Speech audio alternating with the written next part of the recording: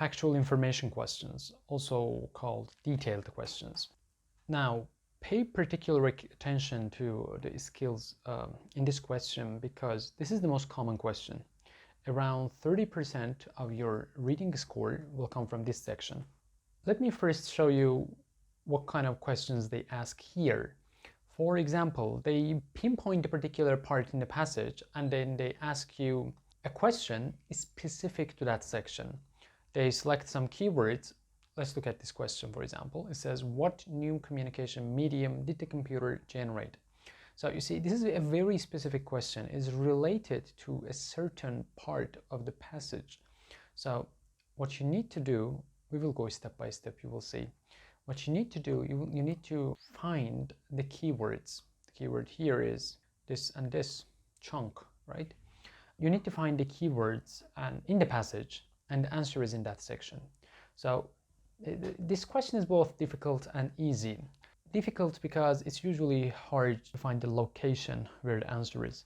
And easy because when you find the location, the answer is right there, directly. So let's start with these skills. How do we answer detailed questions? Step number 1, identify specific keywords. What are those keywords? We have discussed this before. Keywords are the important words that are unique to the question. The words that are specifically related to the question. These are the words that separate this question from other ones. For example, in the question, what does the passage say about black birds? The word what and does are not keyword. They can be about any question. But black birds are the keywords here. What does the passage say? The passage is also not a keyword because it can be repeated in many questions. But the blackbirds are the unique keywords in this question. So, step number 1, identify those keywords. What are the keywords? Look at the question, select them, know what you're going to look for. Step number 2, search the passage for these keywords or, and this is the annoying part, or their synonyms. Do not just look for the words that you have selected. Sometimes in the passage, their synonyms are used. Step number 3, finding a sentence in which the keyword is used. Read that sentence and the sentence before and after it. Now here is the interesting part. In 60% of the cases, the answer is in that central question, in the question in which you have found those keywords. If the answer is there, fine, beautiful, that's your answer, congratulations. If not, you're going to go one sentence before and one sentence after the original sentence. In 30% of the cases, the answer is there. If not, you're going to go 2 sentences backwards and 2 sentences forward.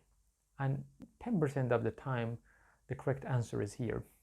Here is the tricky part. If there is a choice, A, B, C, D, that comes from beyond this domain, it is wrong. We have a domain in factual information questions. The original sentence in which you have found the keywords, 2 sentences before, 2 sentences after. More than that is not our answer. Forget it. Step number 4, select the answer that is a restatement or paraphrase of the relevant sentence. All right, let's see some examples. This is the passage in which questions 1 and 2 are to be answered. Number 1, according to the passage, how has the technology of information age changed our daily communication? Step number 1 is to find the keywords. What are the keywords? According to the passage? No. How has the? Well, no, those can be in any questions. The keywords are this, technology of information age, and daily communication. So I'm going to be searching the passage for these keywords, the technology of information age and daily communication. So let's take a look at it together. All right, I see a new period in communication technology. And in a new period, there's always a change, hence the new period. The information age, I found it. Now, so I'm going to be looking at this sentence. The advent of television and computing in the 12th century marked a new period in communication technology, the information age. Does it answer the question? No, because the question says, how has that change occurred? This sentence is just saying, well, that change occurred. Fine. How? That is not stated. So what do? I go 1 sentence backwards, 1 sentence forward. Let's start from the sentence that comes after this original sentence. The marriage of words and images offered by television, together with the interactive power of computer, have profoundly affected the nature of our society. So what happens? Here it says that the marriage combination, the combination of words and images that television offers. So how does this change occur? Through the combination of words and images. I think we have found the answer. We go to the answer choices. A, it helps us learn language more easily. Well, the passage doesn't say this. It's not how, it's the result. We are looking for the how. B, it combines language with visual images. Perfect, this is the answer. Instead of marriage, it says combine. Instead of words, it has used the synonym language. And instead of images, it says visual images. Well, the images are already visual images. So we have found our answer. Question number 2. What new communication medium did the computer generate? What are the keywords? New communication medium and computer generate. Let's check for these keywords in the passage. Okay, I found it. It says computing has spawned new forms of media. And we have our keyword here, such as the worldwide network of millions of computers called what? The internet. So we don't need basically this part. We can basically get rid of such as. So the sentence shrinks to computing has spawned new forms of media. What is the new form of media? The internet. So A, language, 2, television, 3, record keeping, and D, the internet. So we have found our answer. The answer is the internet. All right, questions 3 to 4. We have a new passage. Let's see what question number 3 says. It says, according to the passage, what was one effect of traveling animal shows? What are the keywords? Well, effect and traveling animal shows, correct? Now, if you read the first paragraph, the first paragraph's gist is this. For the first time in history, some animals were brought to circuses, that is, to traveling animal shows in America.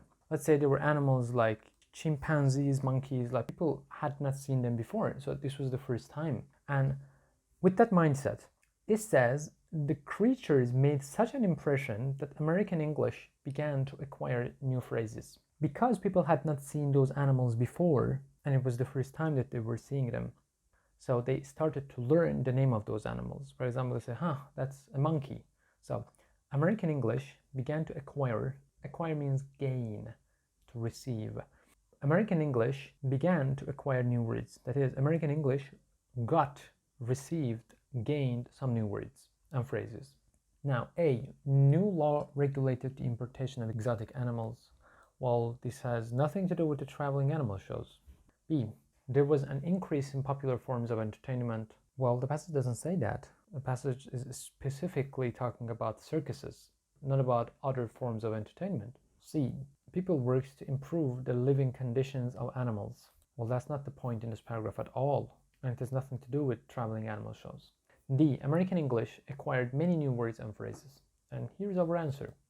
We got it from the last sentence of paragraph number 1. Question number 4. What point does the author make in paragraph 2? Look, in the second paragraph, in which we are looking for the author's point, this is going to be a little bit of a difficult question. You see these highlighted parts? These are expressions. People started to see lots of monkeys in circuses. And what happened? When they saw these new animals, they were interested in them. And their interest was in a level that they started to use the creature's name in expressions because they liked them. If they didn't like them, why would they use them? For example, it says to monkey around. This is an expression. And monkey business, another expression.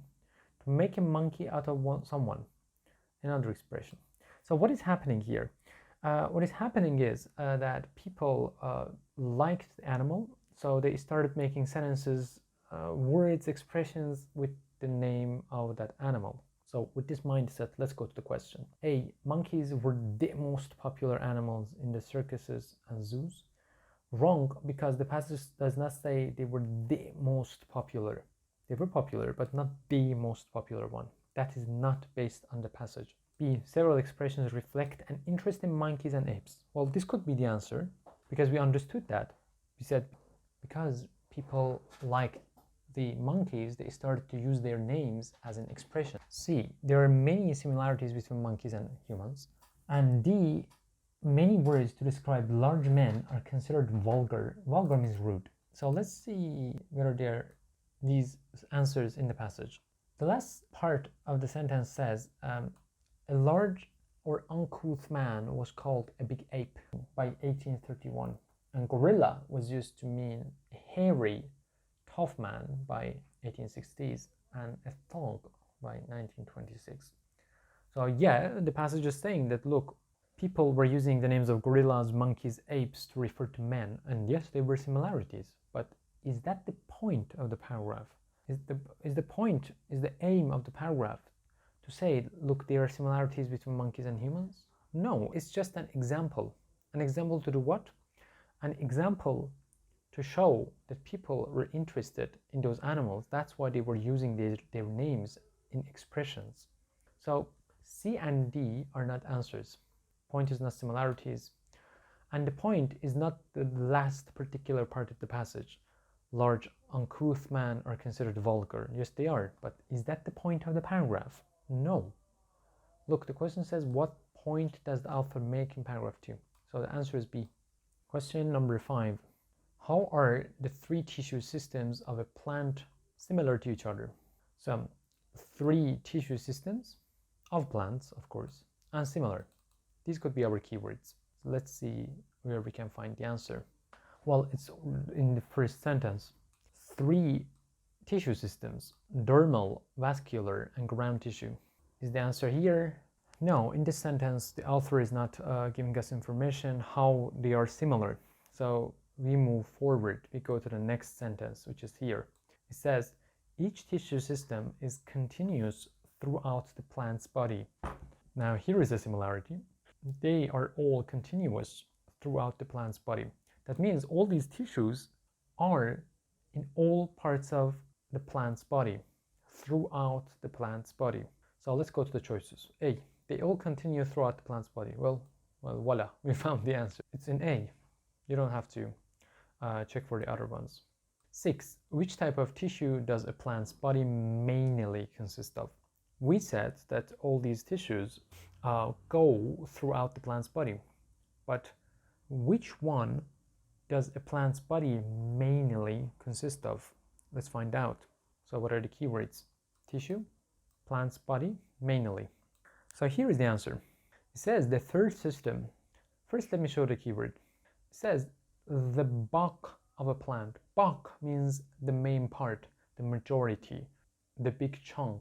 So you see, instead of mainly, the main part of the plant, it says bulk of a plant. It means the main part of a plant. So a synonym is used. So here is the sentence. Let's see whether it answers the question. The third system, that is, or i.e., the ground tissue, makes up the bulk of a plant, filling all of these spaces between the dermal, vascular tissue systems. So here is our answer. Yeah, it gives us the answer here. It says the third system. What is the third system? The ground tissue. So the answer is the ground tissue. So the ground tissue is D. Here we go. We have the answer. Now, fellows, we did 6 questions together. Now it's your turn to do 10 more questions on your own.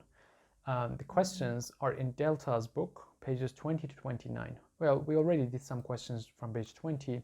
You will do the rest. 10 questions would be perfect. This is the end of this video. You have everything you need to be able to answer factual questions or detailed questions. Now, all you need to do now is to do some practice and then do more practice and get fluent in finding the answers in these questions. Congratulations on learning the skills required to answer this question.